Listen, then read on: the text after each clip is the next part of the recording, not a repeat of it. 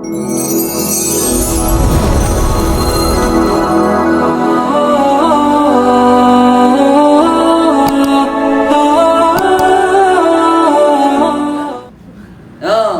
mampu berpikir jernih. Oke, lanjutlah.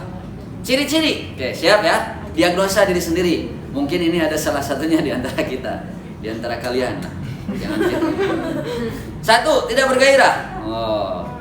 Tandanya wajahnya lesu, letoy kan, manyun, ya kan.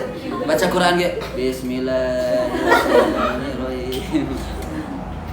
1. Tidak bergairah, tidak ada gairah dalam kehidupannya. Tidak ada gairah. Ya gitu-gitu aja gitu ya. Hidupnya gitu-gitu aja. Kumaha ditakol, lamun can ditakol moal gerak. Jadi kudu ditakol lah. Tuh. Tuti gerak gugah tuti. Nah, mun can digitukeun moal gugah-gugah. Ya, itu tidak bergairah. Ada di sini? Insyaallah tidak ada ya. Kalau tidak ada. Yang senyum-senyum ini kayaknya merasa ya. Yang kedua, siap-siap. Sensitif, mudah tersinggung. Alah ini nih. 70% wanita itu kayak gini. Sensitif, mudah tersinggung. Sensitif. Batur teu nanya, siapa teu nanya. Mang abdi teh tunggul. Itu nanya, itu batur teu nanya teh nanya. Taros gitu ya. Ya, taros. Batur teu nanya kalau anu cewas. Teteh kira antasannya. Kalau kamu teu nanya. Mudah tersinggung ya, sedikit-sedikit tersinggung, sedikit-sedikit emosi. Punten, ini rada ekstrim ya pembalasan ya. Kalau ada yang sindir sengaja. Ya, ini waktunya harus dibongkar nih, harus dibongkar. Mudah tersinggung. Jadi kalau sekarang ada yang tersinggung, berarti dia lagi ada mental block ya. Sensitif, ya sensitif. Tapi konon katanya, si konon berkata kalau akhwat ada lagi kena haid datang bulan itu sensitif dan mudah tersinggung, ya betul tidak? Itu mental block sebetulnya. Mental block. Kenapa? Karena muncul dari sugesti dari kanan kiri. Oke. Dari kanan, dari kiri, dari depan belakang. Ya, datang ibunya begitu, lihat ibunya. Kenapa ibu kok marah-marah? Ibu teh lagi dapat apa? Dapat utang. Dapat ini datang bulan. Oh, begitu. Jadi paham kan? Jadi dia mental block, kita diarahkan, awat ini diarahkan. Contoh seperti orangnya hamil. Saya ada saudara yang satu hamil ya, dari awal ketahuan hamilnya, maka rungsing dari awal. Dari usia 2 bulan kehamilan itu sudah rungsing. Nah rungsing kehamil sabar bulan 2 bulan. Yang satu lagi ketahuan hamilnya di usia pas mau masuk ke usia 7 bulan. Dari umur 1 bulan sampai 7 bulan dia tidak rungsing. Pas tahu dia hamil jadi rungsing. Tuh kan, kenapa? Karena ada yang memang kandungannya itu ada yang gede kan, ada yang ke dalam, ada yang biasa, ada yang nggak kelihatan. Dia nggak kelihatan sampai 7 bulan nggak kerasa gitu. Karena biasanya santai. Aduh, cina untungnya tajut-tajutan gitu. Baru ketika usia 7 bulan, ini kakak deket ya, dua-duanya dekat di pas dekat rumah. Yang satu gitu, pas usia masuk 2 bulan ke 3 bulan lah, ke 3 bulanan. Dia sudah tahu mual-mual kan, jadi pusing, rungsing, wah jadi segala macam gini. Oh kenapa? Karena dia sudah diketahui, ditespek. Kalau yang satu lagi bukan ditespek tapi respek. Dia respek pada diri sendiri. Oh saya baru 7 bulan nih rungsingnya tuh. Padahal jangan rungsing ya. Kenapa? Karena muncul di sini. Muncul dia persepsi. Nah ini persepsi diri. Persepsi yang harus kita kontrol. Makanya akhwat, coba mulai saat ini ketika datang bulan haid, persepsinya dirubah. Ketika datang haid, saya tenang, saya biasa aja. Saya tidak rungsing, saya tidak marah-marah, saya tidak emosi. Meskipun memang secara medis memang itu ada gejala seperti itu. Tapi itu juga kembali. Dokter pun memberikan sugesti kan, memberikan arahan gini ya. Dan tidak semua. Dan itu saya buktikan, Bu. Saya buktikan ya, ibu-ibu, ikan ibu-ibu.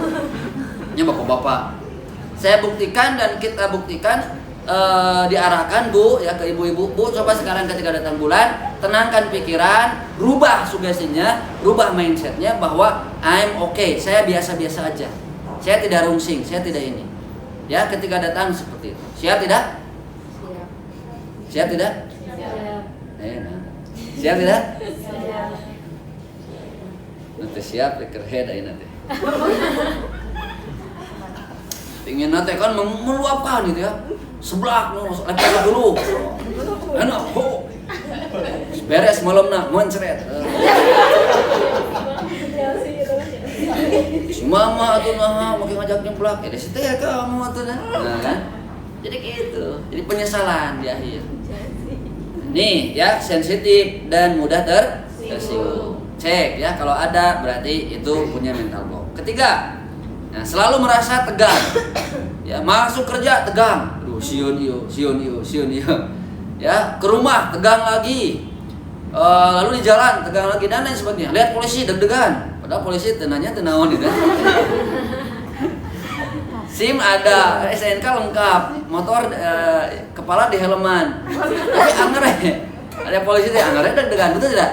Betul. Nah, itu sering merasa tegang itu ada mental block. Kenapa gitu kan? Cek polisi saya salah naon gitu ya. Saya salah naon gitu. Ada sering berseliweran di Facebook gitu kan, polisi di Karawang gitu kan yang baik gitu. Kenapa ya itu di helm? Besok mah di helm ya. Nah, dan itu adalah sering merasa tegang itu adalah tekanan. Karena begini, orang kalau berbohong, ya, berbohong, itu kan dia menahan sesuatu, menahan bohongnya.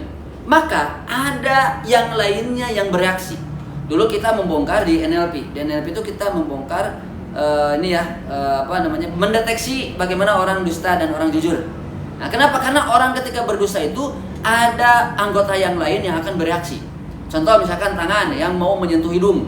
Jadi kalau orang sering menyentuh hidung itu di cenderung dia itu tidak yakin dengan kata-kata ataupun dia ada dusta, kan?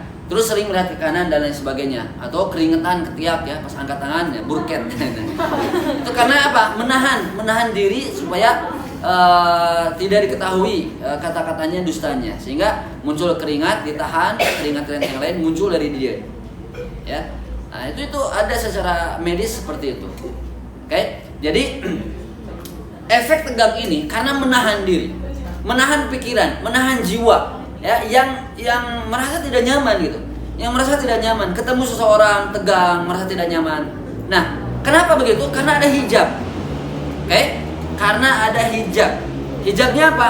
Hijabnya adalah suudzon. Kalau kita digali nih, merasa tegang itu kenapa kita selalu merasa tegang? Karena itu ada hijab. Hijabnya apa tadi?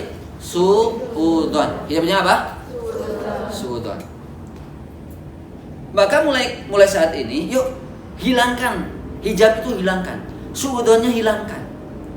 Kadang-kala suudzon sama Allah. Kenapa? Pas ke Bandung ya kan, terus hujan lebat, amuk-amukan, suudzon ke Allah. Padahal Allah ingin memberikan yang terbaik. Ya jeung hujan, jeung acara sebentar lagi gitu kan ya. Si mah husnuzon yuk. Ambek ka Allah gitu. Ya makanya mulai saat ini husnuzon kan, buang. Ya rasa tegang itu buang. Tenangkan, relaxkan diri. Coba tarik nafas. Buang perlahan. Rumusnya itu 747. Ya, 747. Dulu pernah ya? 747. Tarik nafas 7 detik, tahan 7 detik, buang 7 detik. Siap. 1 2 3 tarik. 1 2 3 4 5 6 7 tahan. Hembuskan. 1 2 3 4. Nah, ini harus sering dilakukan. 747. Pagi-pagi sebelum berangkat kerja, atur nafas, buang ya. Membaca Al-Qur'an itu membuat sehat. Membaca Al-Quran membuat tenang. Kenapa? Pola nafas sangat teratur. Ya, pola nafas teratur. Itu luar biasa. Saya menggali bagaimana hubungan Al-Quran dengan medis. Waduh, dahsyat luar biasa. Kenapa orang membaca Al-Quran bisa tenang? Karena getaran di sana. Ada vibrasi. Membaca Al-Quran ada vibrasi. Terlebih nanti kalau kita sudah menggali, ini ya, menggali fungsi daripada huruf-huruf, apa makhorijnya bagaimana? Kan setiap huruf itu ada makhrajnya ya. La, na, ro, sa, sya, da. Dan itu luar biasa. Terhadap kesehatan itu sangat-sangat luar biasa.